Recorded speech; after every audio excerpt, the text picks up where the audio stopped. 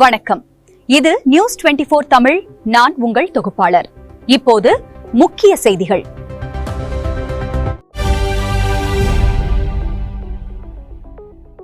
மே மாதத்திற்கான மகளிர் உரிமை தொகை 1000 ரூபாய் பெண்களின் கணக்கில் வரவு வைக்கப்பட்டுள்ளது. தமிழக வெற்றி கழகம் அரசு இதற்கான நடவடிக்கையை மேற்கொண்டுள்ளது. பெட்ரோல் மற்றும் டீசல் விலை உயர்வுக்கு மார்க்சிஸ்ட் கம்யூனிஸ்ட் கட்சி கண்டனம் தெரிவித்துள்ளது. இதனால் அத்தியாவசிய பொருட்களின் விலை கடுமையாக உயரும் என பி. சண்முகம் தெரிவித்துள்ளார். அதிமுகவின் கொறடாவை நியமிக்க எடப்பாடி பழனிசாமிக்கே அதிகாரம் உள்ளது என விசிக எம்பி ரவிக்குமார் தெரிவித்துள்ளார். அரசு ஊழியர் போல் மதிய உணவை கையில் எடுத்து வரும் முதலமைச்சர் விஜயை அதிகாரிகள் பாராட்டினர். நேற்று முதல் தனது வழக்கமான பணியை மேற்கொள்ள முதலமைச்சர் விஜய் தலைமைச் செயலகம் வந்தார்.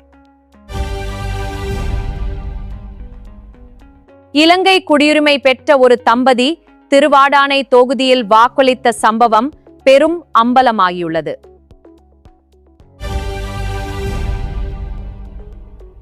பெட்ரோல் மற்றும் டீசல் விலை உயர்வை உடனே திரும்பப் பெற வேண்டும் என பாமக தலைவர் அன்புமணி வலியுறுத்தியுள்ளார்.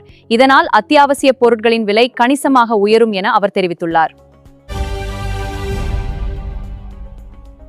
முதலமைச்சர் விஜயின் அதிகாரப்பூர்வ அலுவல் புகைப்படம் வெளியிடப்பட்டுள்ளது. முதலமைச்சராக விஜய் கடந்த 10ஆம் தேதி பொறுப்பேற்றுக் கொண்டார்.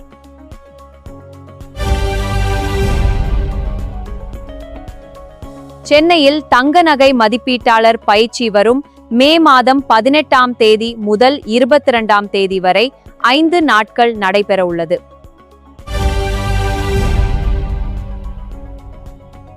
முதலமைச்சர் விஜய் மீது சிபிஐ வழக்கு பதிய வாய்ப்பு உள்ளது என அதிமுக எம்பி இன்பதுரை தெரிவித்துள்ளார். குதிரை பேர விவகாரத்தில் இந்த வாய்ப்பு இருப்பதாக அவர் பதிவிட்டுள்ளார். பொதுமக்கள் மற்றும் பாமக தொண்டர்களை சந்திக்கும் டாக்டர் ராமதாஸ் அவர்களின் குறைகளை தெரிவிக்கலாம் என அழைப்பு விடுத்துள்ளார். அடுத்த ஆண்டு முதல் நீட் தேர்வு ஆன்லைன் முறையில் நடைபெறும் என மத்திய மந்திரி தர்மேந்திர பிரதான் அறிவித்துள்ளார். நீட் மறுதேர்வு ஜூன் 21ஆம் தேதி நடைபெறும். ஆர்.ஜே. பாலாஜி இயக்கத்தில் சூர்யா நடித்துள்ள கருப்பு திரைப்படம் இன்று வெளியானது. படக்குழுவினருக்கு நடிகர் கமல்ஹாசன் வாழ்த்து தெரிவித்துள்ளார். 5 நாள் சுற்றுப்பயணத்திற்காக ஐக்கிய அமீரகம் புறப்பட்டார் பிரதமர் நரேந்திர மோடி. நார்வேயில் நடைபெறும் 30வது இந்தியா நாட்டிக் உச்சி மாநாட்டிலும் அவர் பங்கேற்க உள்ளார். அமீரக விமானங்கள் எனக்கு அளித்த பாதுகாப்பு இந்தியர்களுக்கு பெருமையாக இருக்கிறது என பிரதமர் நரேந்திர மோடி தெரிவித்துள்ளார்.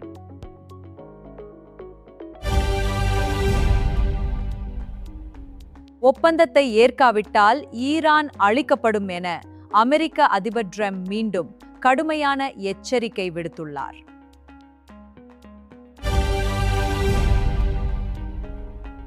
எரிபொருள் சிக்கனத்திற்காக தனது இல்லத்திலிருந்து தலைமைச் செயலகத்திற்கு நடந்தே சென்றார் பீகார் முதலமைச்சர்.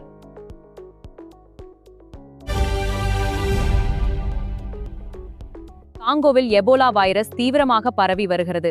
இதுவரை 65 பேர் உயிரிழந்துள்ளனர். பாதிக்கப்பட்டவர்களை தனிமைப்படுத்தி சிகிச்சை அளிக்க அரசு நடவடிக்கை எடுத்து வருகிறது.